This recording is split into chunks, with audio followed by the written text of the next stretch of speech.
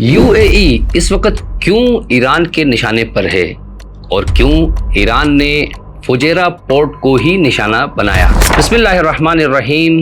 इस वक्त हर तरफ एक ही खबर है और वो ये है कि ईरान ने इमारात को निशाना बनाया है मुख्तलिफ मिसाइल और ड्रोन के ज़रिए से, और उनकी फुजैरा पोर्ट को भी टारगेट किया है कि जो ऑयल की एक बहुत बड़ी बंदरगाह है और सनती हवाले से भी उसकी एक बहुत बड़ी अहमियत है। ईरान ने अभी इस सीज़ फायर के दौरान ही क्यों ये हमला किया और क्यों इमारात को ही निशाना बनाया, तो आइए इस वीडियो में हम जानने की कोशिश करेंगे। देखें, इमारात इस वक्त खत्ते के अंदर खुसूसन मगरबी एशिया के अंदर छोटा इसराइल बना हुआ है।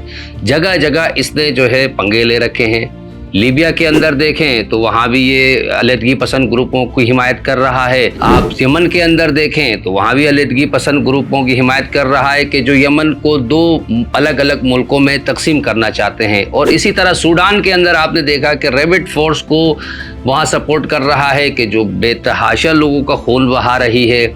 तो जहाँ भी हम देखते हैं यूएई जो है अपना किरदार अदा करता हुआ नज़र आ रहा है। हत्ता पाकिस्तान के अंदर भी ये पीछे नहीं रहा, बल्कि वहाँ भी बलोच अलहदगी पसंद तहरीकों को ये सपोर्ट भी कर रहा है माली हवाले से, और वेपन्स भी इनको फराहम कर रहा है। यूएई इस वक्त इसराइल की एक कॉलोनी में तब्दील हो चुका है।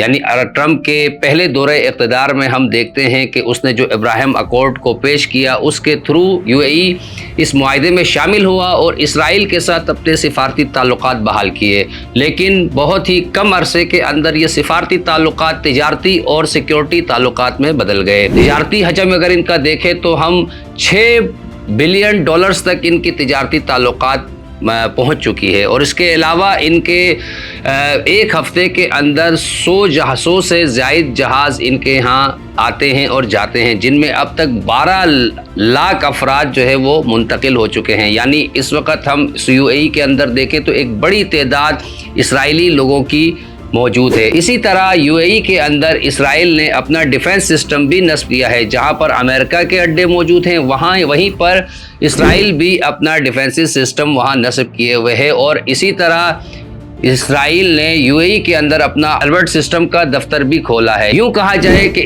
यूएई इस वक्त इसराइल का एक बच्चा बना हुआ है, बगल बच्चा, के जो उसके कहने पर और उसके मफादात के तहत इस खत्ते को खतरे में डाल रहा है। और अभी भी ईरान ने जो यूएई को टारगेट बनाया खुसूसन सीज़ फायर के दौरान, उसकी वजह यही थी कि फुजैरा पोर्ट, अगर आप नक्शे के अंदर देखें तो फुजैरा पोर्ट यानी स्ट्रेट ऑफ हॉर्मुज़ से एक अलग जो है एक इलाका है ओमान के साहिल पर, और यहाँ से जो है वो बाईपास कर रहा था स्ट्रेट ऑफ हॉर्मुज़ को, क्योंकि ईरान ने स्ट्रेट ऑफ हॉर्मुज़ को बंद कर दिया है तमाम किश्तियों के लिए और अपनी मर्जी के तहत वो किश्तियों को आने और जाने देता है। तो उसको बाईपास करने के लिए फुजैरा पोर्ट इस्तेमाल किया जा रहा था अमेरिका और इसराइल की जानिब से, मगर ईरान ने बरवक्त इक़दाम करते हुए उसको हिट किया ताकि यूएई को खबरदार किया जा सके कि ऐसी कोई हिमाकत तुम्हें ख़तरे में डाल सकती है। और दूसरा ये कि यहाँ पर अमेरिका सिक्योरिटी के हवाले से और उसकी मिलिट्री जो है वो तहर्रुकात भी बहुत ज़्यादा